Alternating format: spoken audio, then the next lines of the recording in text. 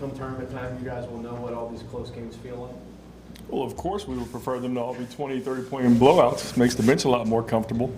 But no, it does, especially for the young guys. We've got a veteran group of guys who've been through it, know how to handle it, and they've been carrying us through a lot of these situations.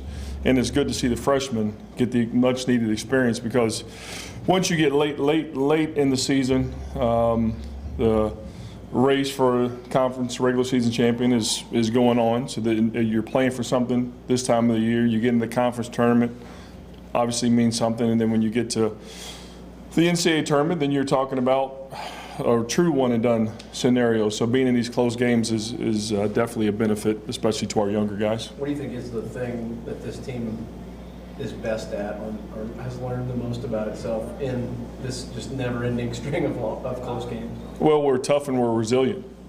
We've got a don't give up, refuse to lose type attitude, and that is a positive thing. If we lose, it's just because we ran out of time, not because we let go of the rope. And that is it's something that's hard to develop, but it's a positive when you see your team has that innately. So it's a good thing for us.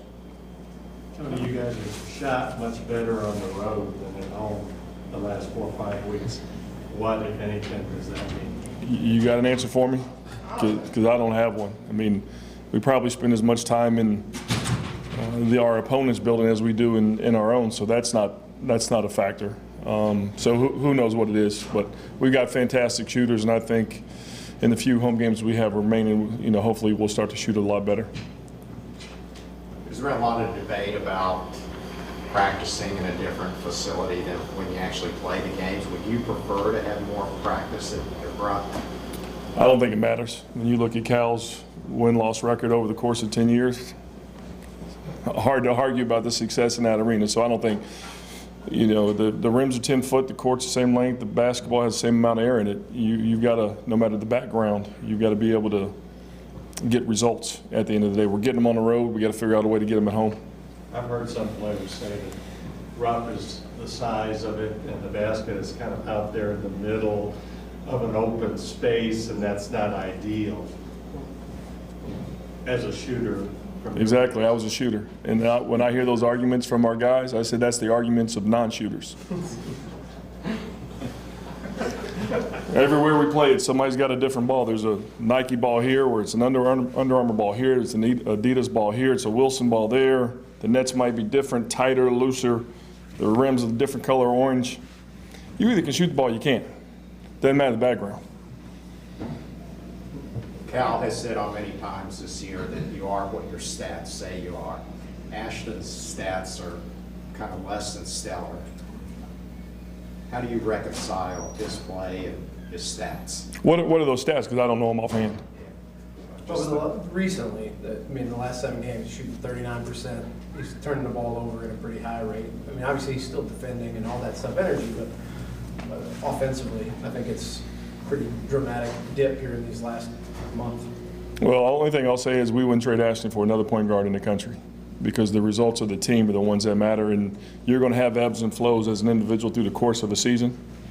That's just human nature. So we expect Ashton to get back on the upswing here pretty soon on the offensive end of the floor, because he's gifted on that end too, just like he is defensively.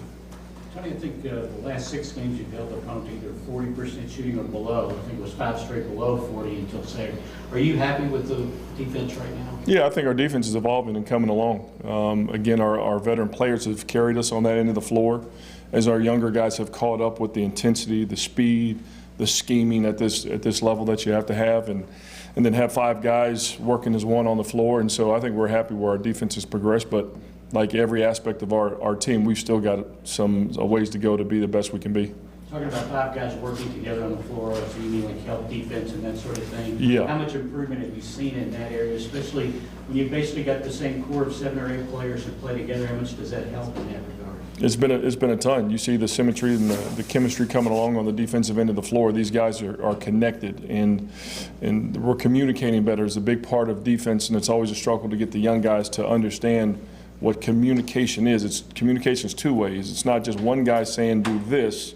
It's 2 guys communicating something that they're seeing. We're working on anticipating. We're working on seeing ahead, because if you see ahead, then you're able to communicate what you see. So it's a lot of these different things that the younger kids don't know and struggle with coming in the door. This group of younger guys has learned and taken it on, and so now you put those two together, the veteran group with the younger group picking it up, we're becoming a pretty special defensive team. As a staff that's tried to pull winning habits out of E.J. Montgomery, how much sort of satisfaction is there to see him rip a rebound away from another guy, end up on his back, make a super heads-up play to get that ball back to Tyrese? It happened twice in the game. I think we all teased him that he had a trip. It couldn't have been. That he ended up on his back? Yeah, that he ended on his back, and he dove for a couple of loose balls, but he had to get tripped. It couldn't have been him just getting after it. No, it's EJ evolving as a player, and it's, I keep saying it every time I come out here and we talk about a guy, saying EJ, we've had a lot of atypical freshmen here.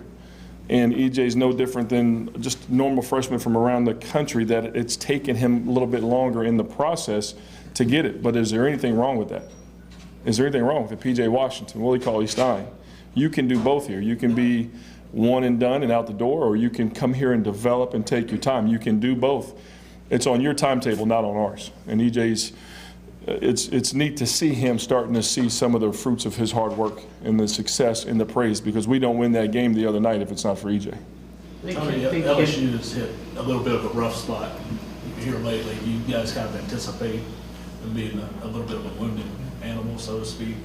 I wouldn't say. I mean, yeah, they're 3-5 or 2-5 in their last 5, but I think you look at the conference and the parity in the conference, and any given night, there's not a lot of separation. Anybody can beat anybody on any end of the floor, and it's not like, all right, they're 2-5 and the 3 losses, they've lost by 35 each. That's not what happened. They've been in a lot of close games all year long in the conference. They've won their fair share, obviously. And it's naturally it's going to go the other way against you a couple times, but they're a fantastic team, and we know what a challenge it is going on the road, especially to a place like Baton Rouge, like the arena there at LSU. I think Ken Palm has them like number 3 in offensive efficiency. What makes them good on offense? I mean, there's not really. They've got 5 guys that are starting that are averaging, not just averaging just 10 points. I mean, they're averaging significant double figures.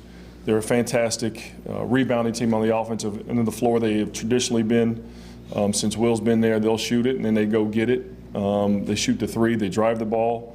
They got a couple guys that can post up. Wofford's a matchup problem at the 3. So it's the reason why they're a fantastic offensive team, because they've got a lot of interchangeable parts that can do a lot of different things.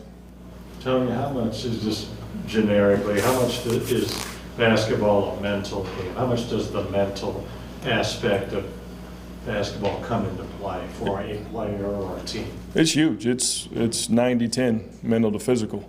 I mean, obviously you got to be in great condition and you got to be strong and all those things. That's a given, but it's the mental strength, especially this time of the year. Season's starting to get a little long in the tooth. The dog days of conference play is winding down. Everybody's could be looking ahead to the postseason, but it's those teams that can stay in the moment the best, and the coaches that can keep their teams in the moment. And again, I've been around for Cal as long as anybody, and there's no coach that does it as good as him, is keeping his team present right now, not worrying about what happened before. Who cares what's coming up next weekend? That does not matter. The only thing that matters is today's practice and us getting better and focusing on us and getting ready to play a terrific team at LSU. Anything else, guys? What sort of things can throw off a guy's mental balance? Fatigue. It's on the, it's whether it's the course of a long season or in the course of a hard practice or the course of a game. Fatigue, as they say, makes cowards of everybody, and it's really the fatigue that you get lazy mentally. And so that's probably the biggest challenge this time of the year, is if you can keep your team energized and together and connected, and they're, you're tired of seeing the players are tired of seeing you, they're tired of seeing each other, they're tired of flying on the planes together. But if you can keep your teams excited about each other, and Cal's done that as good as anybody since I've been with him, which is a long time. I know Calix, by the end of the year, cut back on practice. Has he been doing it? Oh, yeah. Yeah, once you see the guys start to get it, there's no need to keep them out there for 4 hours on end. This is a group that's starting to get it. They're holding each other accountable. Like Cal saying, it's becoming a player-driven team that if somebody's not carrying his weight, the first voice you hear is not the coach. It's the players that are saying to their teammate, look, you got to, carry your load. And so it's neat to see that come together. And I keep beating the dead horse, but Cal's as good as any in doing that year in and year out. We all get worried about a loss here, a loss there early, but you see it over and over again. Late December, early January, his teams connect, cohesive, come together, and then take off, and then what happens down the stretch here, we'll see. It seems like it's kind of snuck up on you, but all of a sudden you look up and you're leading the conference. How does that mentality now play into how your coaches address a team and approach this game? Again, it goes back to not looking in the past because you can't change it. There's no sense in looking forward because you can't do anything about it. The biggest thing we've got to do is keep this team present in the moment. That's today's focus on today's practice and then focus on the preparation for LSU tomorrow. That's the only thing you can control. All right, guys. Thanks. All right, thanks, guys. Be a few minutes on our guys, y'all.